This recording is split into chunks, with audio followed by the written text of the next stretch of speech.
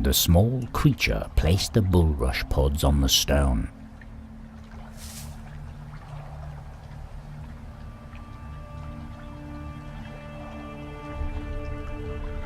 As the bulrush began to smolder, a trail of smoke emerged and began its journey towards the sky.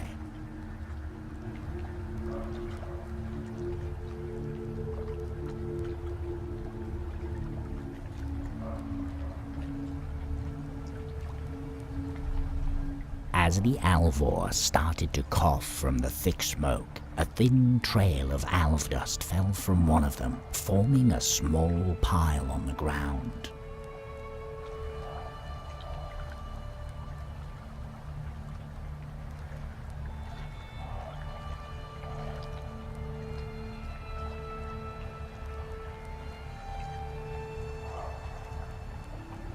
A pile of alv dust had formed on the ground underneath the tree.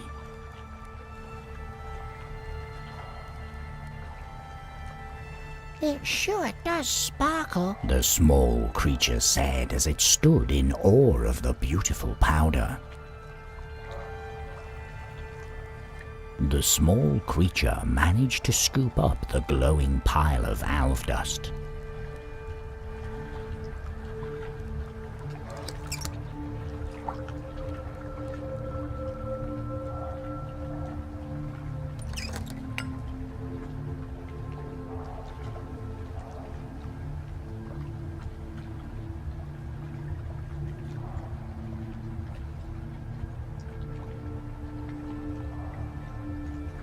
The small creature poured the glowing alv dust into the lake. this feeling. I can feel them, their power coursing through me. Maybe you aren't as useless as I thought.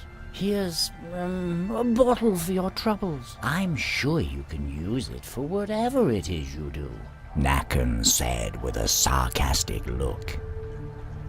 You may still be able to prove yourself slightly competent. Get me one of their melodies. I want to see for myself just what makes their songs so captivating. Your reward will be greater next time.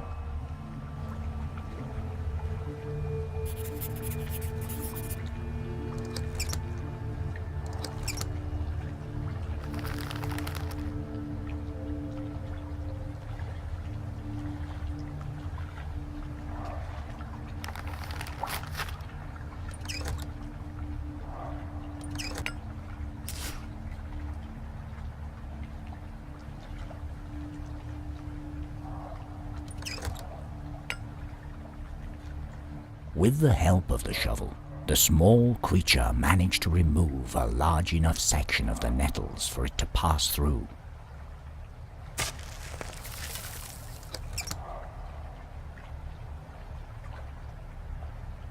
A blackberry bush, rich with berries, was growing at the edge of the glade. They look really tasty, the small creature said as its mouth began to water. A branch covered in berries came loose as the creature grasped it with its hand.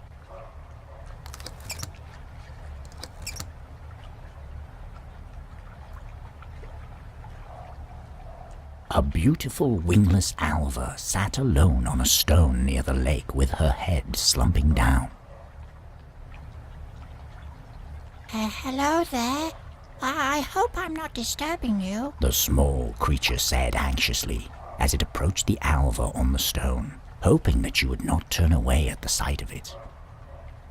The alva slowly looked up at the creature as she wiped away a tear rolling down her chin. What's the matter? The small creature asked as it tilted its head in wonder. The alva gave the creature a sad look before turning round to expose her wingless back. I see, the small creature said. Please don't cry. Perhaps I can help you. Don't worry. The alva clutched her hands together and looked at the creature with pleading eyes. I might be in over my head this time. I hope I can keep my promise, the creature thought as it slowly walked away.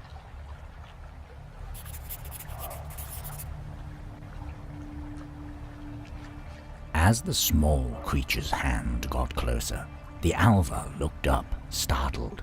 The creature realized its mistake and quickly pulled back its hand.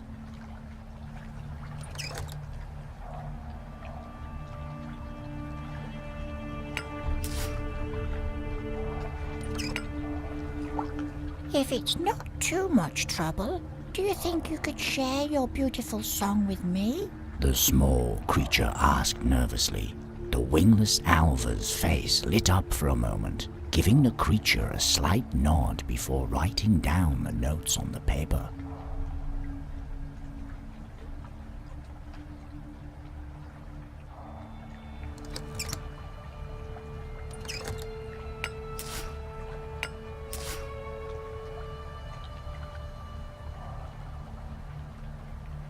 I've never met someone as beautiful as her, but still she appears so sad. The creature looked down at its tiny hands. If there is some way for me to make her smile, I want to find it.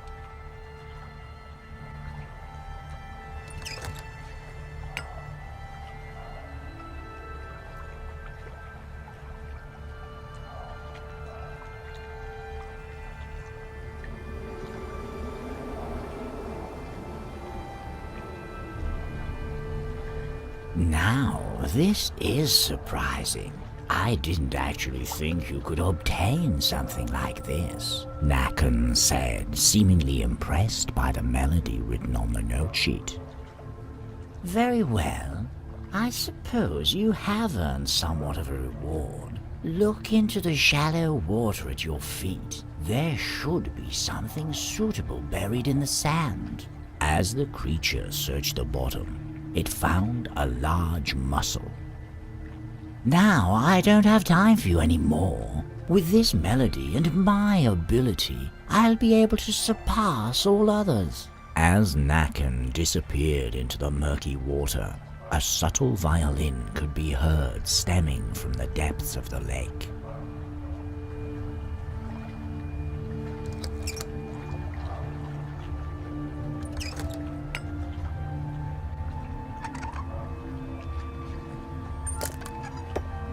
Using the iron ring, the creature was able to break the mussel.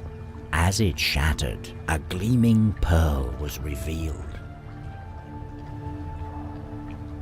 Breaking the mussel had revealed a gleaming pearl. Ooh, the creature uttered, looking at the pearl with big eyes. The creature reached down and picked up the exposed pearl.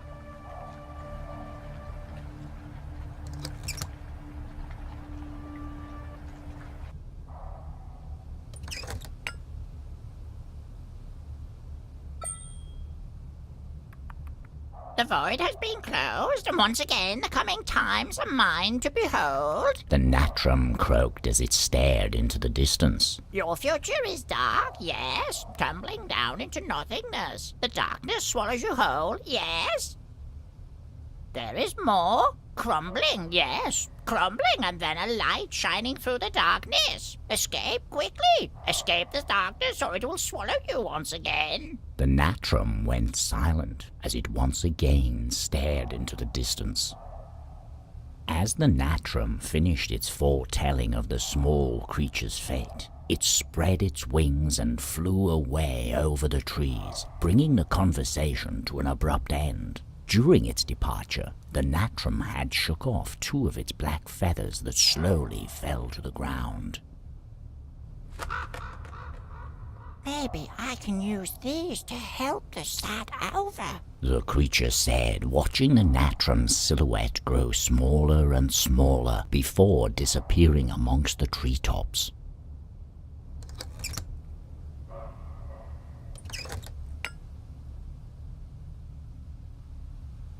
Using the sticky mucus, the creature was able to glue together the 2 feathers. Yes, perhaps this will do, it thought, proud of its creation.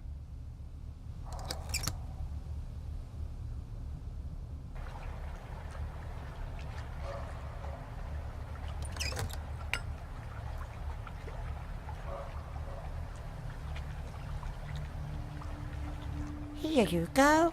Wings. The small creature said cheerfully and held out its creation. The alva gave the two feathers glued together by the snail mucus a doubtful look. Try them on. The small creature exclaimed. The alva stood up and tried to put the wings on her back, but they just fell to the ground. They were simply too heavy. Oh, I'm sorry. I will bring you something else. The small creature stuttered, its face turning slightly red. The alva let out a disappointed sigh and once more sat down on the stone, resting her head in her tiny hands.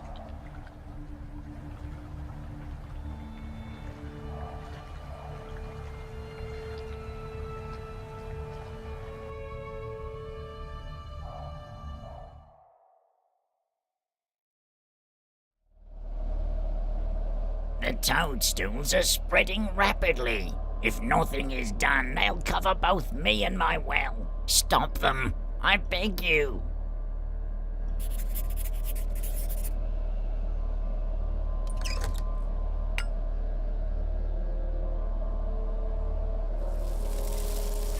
The broomscooper let out a calm sigh at the sight of the nettles.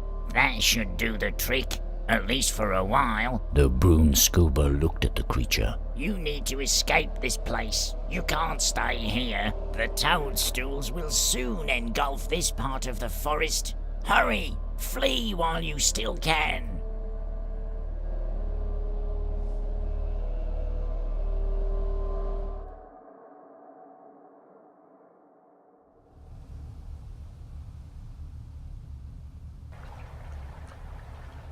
As the creature turned around, it noticed the increasing amount of ominous toadstools beginning to move a bit too close for comfort.